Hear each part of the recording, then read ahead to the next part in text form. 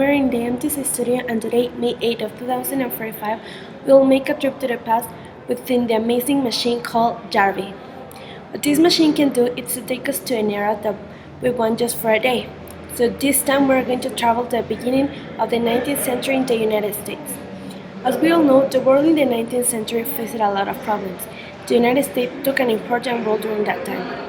It was an era in which there were many changes, and I will make this trip to see how people live in the United States during major historical processes, as were World War I, the Great Depression, and World War II.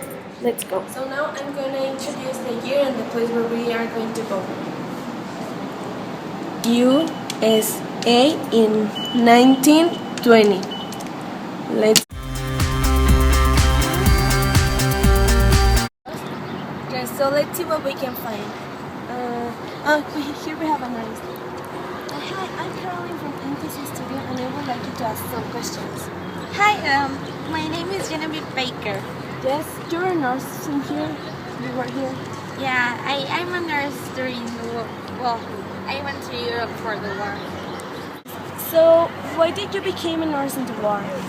I became a nurse because when the war started, I was newlywed and my husband went to war, but I couldn't leave him alone. And besides, he was my only family, so that's why I decided to become a nurse. That's great. So, what can you tell us about the president during that time? Well, we still have the same president. I don't know why you don't know that. His name is Woodrow Wilson, and well, I remember when the war first started, this country was neutral, and I remember a declaration the president made. He said his exact words were, the United States must be neutral, in fact, as well as in name during these days that are to try men's souls. We must be impartial in thought as well as action, must put a curb upon our sentiments as well as upon every transaction that might be constructed as a preference of one party to the struggle before another. That's a quote he said. It's really known.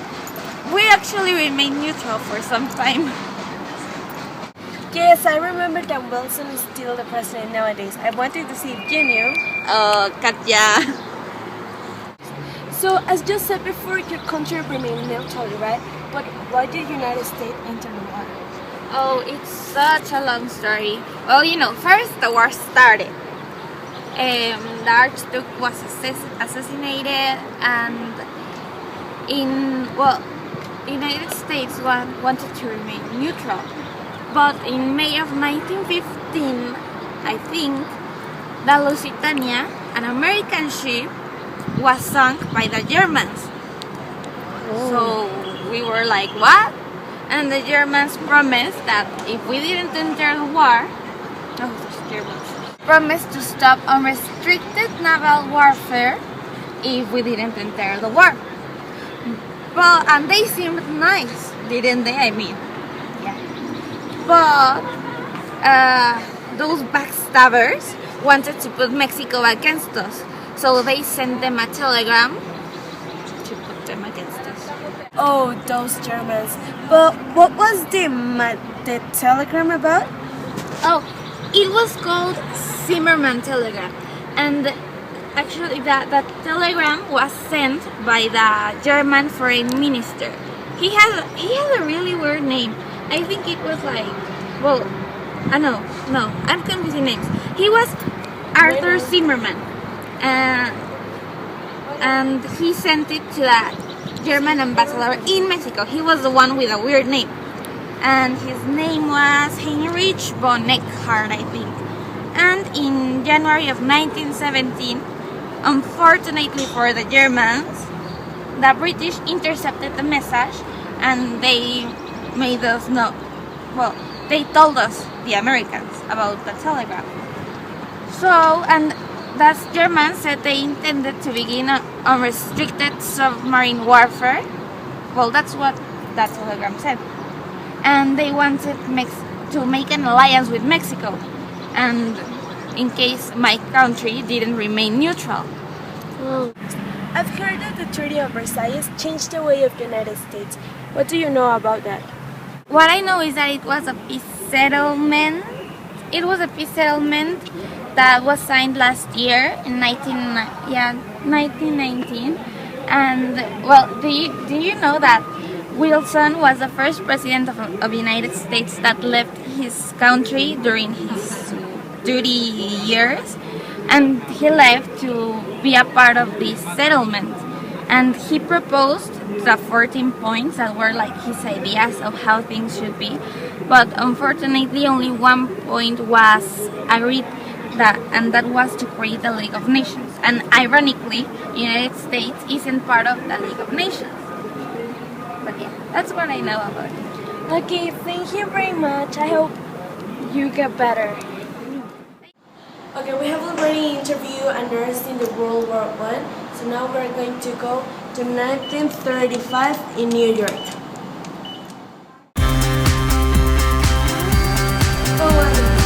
So now we are here in New York streets, so let's see what we can find.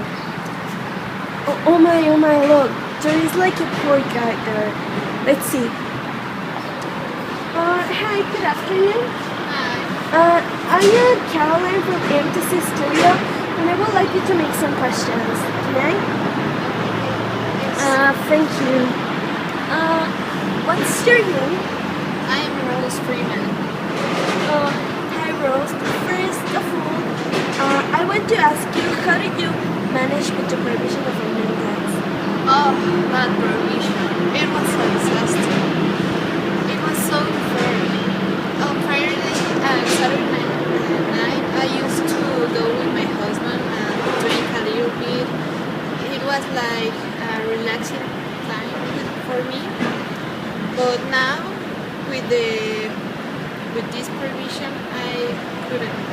So I was so sad. I didn't know what to do on the nights of Saturday and Friday with my husband. But fortunately, the prohibition was cancelled in 1932. That's great. And now, Rose, I can see that you didn't know that we're in very well conditions. So, what was the Great Depression? Oh, the Great Depression. It wasn't easy for me. I lost everything. Do you used to have like luxuries or something like that? Yes, I used to be rich, very rich. But in the Great Depression, I lost everything. My house, my money, my cars, everything. Oh, no. It was awful. Oh, I'm sorry for that, but how did you manage with that? I think it was a very difficult process. Yes, it was really difficult, but I managed it. I live in the street, as you can see. I used to eat in the soup kitchens. It was a really good help. Yeah. I think that's very helpful, but do you think that with the New Deal that things will get any better? Yes, of course, but only for a while, because the war that we have was temporary. When we complete the work, we return to the unemployment. It's an unfortunate thing. Yeah, I think so. Oh, that was a pity, but were there any time when you did not have any hope in the United States? Well, of course there was. There was a time that when I went to eat in the soup kitchens and there was nothing. I thought about suicide, but I had no willpower and hope in the country. Yeah. Thanks to that, I never did anything so crazy or stupid like suicide. Oh, that's great. So I think that's enough for today.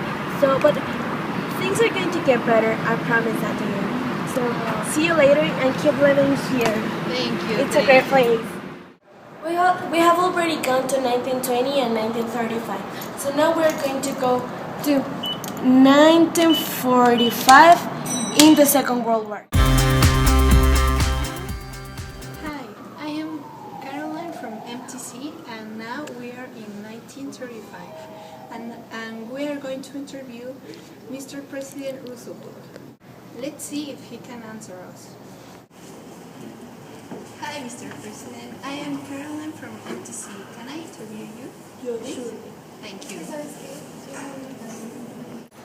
Okay, as World War II loomed after 1938, your government gave a strong diplomatic and financial support to China, France, and Great Britain, while remaining neutral. Which was the purpose of this? All policy actions are for convenience, and in this case was not an exception. The main purpose of this was becoming the arsenal of democracy by supporting these countries. But in 1938, my government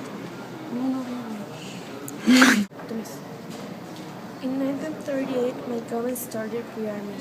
In 1940, the rearming was underway, with the prime purpose of expanding and recruit the Army and Navy. Okay, we know that on December 7 of 1941, the United States suffered an attack. What were the losses of that attack? Why did you decide to declare war, and why not just give up after so much damage? That day will live in our memories. The day the United States was bombed by Japanese. We suffered many damage. We practically lost 16 warships, including most of the fleet of battleships.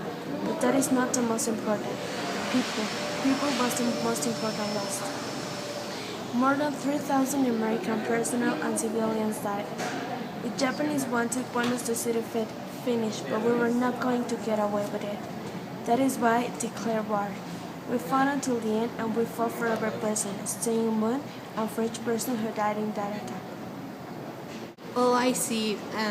And what does the creation of the Triple Alliance represent to the United States? That alliance was a really important step forward. The creation represents the formation of a new era in the United States. Stalin and Churchill were really good leaders, and with the union of our countries we gave prosperity to people. Not for nothing we're called the Big Three. We have many good strategies for defeating the Axis. Oh yes, not for nothing, you are a really good strategist. And finally, how do you expect that this war ends? Now, as you can see, I'm more than 6. I probably will die before the war ends. And I'm completely sure that we will defeat the Axis. We must make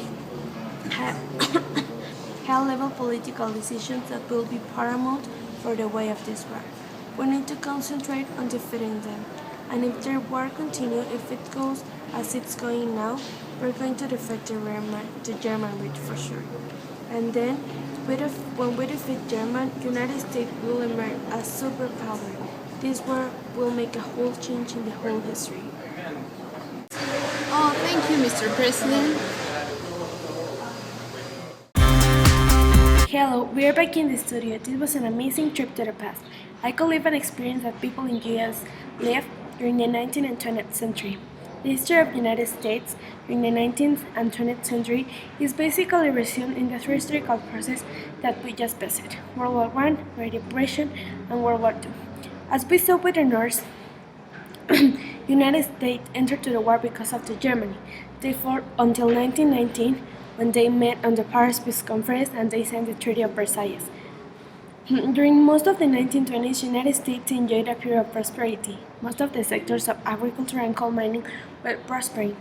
But with the Wall Street crash in 1929, everything during the Great Depression was a period of loss, despair, and anguish. As we saw in the interview of that era, many people lost everything, and they survived by eating in soup kitchens. No more luxuries, no more nothing. Even though of that situation, people didn't lose hope in their country. Prosperity came back to American people. And finally, we visited the United States during the World War II, and we interviewed the President Franklin Roosevelt. As the President explained me, the United States' purpose was to maintain neutral while supporting Great Britain and France. But in December 7, a day that he called a day that will live in infamy after the US entered the war. And finally, we visited the United States during the World War II, and we interviewed the President Franklin Roosevelt. As the president explained, the United States' purpose was to maintain neutral while supporting Great Britain and France. But in December 7, at a date that he called a date of belief and infamy after U.S. entered the war, at the end, as he predicted, the United States became a superpower with Soviet Union. This process changed completely the view of history. As we said, the United States took an important role during the 19th and 20th century. Thank you, and that was all for today. See you next week in NTC Studio. Goodbye.